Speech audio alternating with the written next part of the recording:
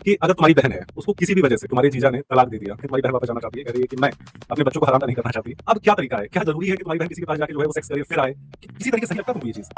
तो अस्सलाम वालेकुम गाइस, कैसे हैं आप सभी। उम्मीद है आप सब लोग बढ़िया होंगे और आगे भी बढ़े रहेंगे इंशाल्लाह। तो इस सूखी गुटली को हज़ारों बार इस टॉपिक पर जवाब दे दिया जा चुका है, फिर भी इसके मंद बुद्धि में ये बात समझ में आती नहीं। तो खैर आज इस टॉपिक पे वापस से जवाब दे दिया जाए। तो सबसे पहले आपको डिवोर्स का प्रोसेस होता है कैसे वो आपको बता देता हूँ। यहाँ पर 3 मंथ का साइकिल है, जिसमें अगर एक महिला को पहला मेंसेस आता है तो उस वक्त एक तलाक बोला जाता है, दूसरा अगर आता है उस वक्त तलाक बोला जाता है, तीसरा आता है तो उस वक्त तलाक बोला जाता है। तो ये 3 महीना का प्रोसेस है, इस पर इस तरीके से तलाक दिया जाता है। और अगर शौहर तीसरा तलाक देने से पहले कोई शारीरिक संबंध बनाता है तो वो तलाक इनवैलिड हो जाता है। अब यहाँ पर एक और हदीस आती है कि जिसमें एक शख्स अगर इतने गुस्से में हो कि वो कुछ समझ नहीं पा रहा कि वो कह क्या रहा है तो वो तलाक इनवैलिड होता है, उसे माना नहीं जाता। और यहाँ पर एक सही मुस्लिम की हदीस आती है कि जिसमें नबी सल्लल्लाहु अलैहि वसल्लम फरमाते हैं कि अगर कोई 3 तलाक यानी कि 3 डिवोर्स एक साथ कह देता है एक टाइम पे तो वो अल्लाह के रूल को डिसऑबे कर रहा है। अब 4 स्कूल ऑफ थॉट के नज़दीक अगर कोई 3 तलाक देता है एक वक्त पे तो वो तलाक हो जाती है, पर उसको जायज़ नहीं माना गया है। जैसे कि कुछ हदीसें मैं आपको पेश करता हूँ। एक शख्स आता है नबी सल्लल्लाहु अलैहि वसल्लम के पास और उनके बारे में ये पता चलता है कि उसने अपनी वाइफ को 3 बार तलाक दे दिया एक वक्त पे।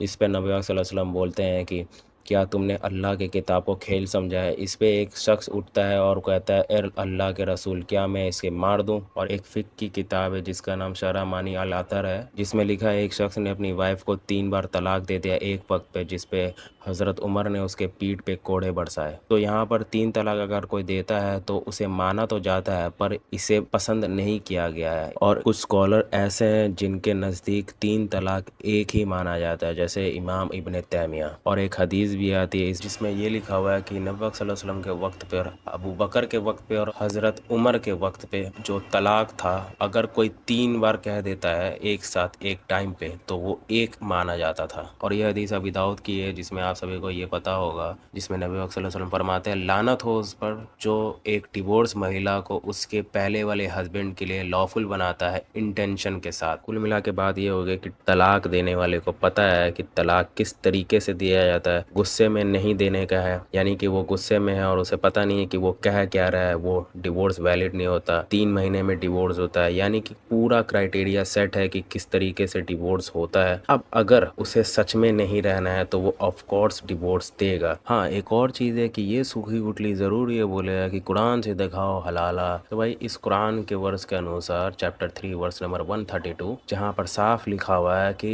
अल्लाह को मानो और उसके रसूल को मानो, तो भाई हदीस को तो मानना पड़ेगा। आई होप इस सूखी गुटली को अब समझ में आ गया होगा कि हलाला नाम की कोई चीज़ नहीं है, बल्कि अधर्ववेद मंडल 18 सूक्त 3 मंत्र 1 से 3 तक क्या लिखा हुआ है इसे खुद पता होगा।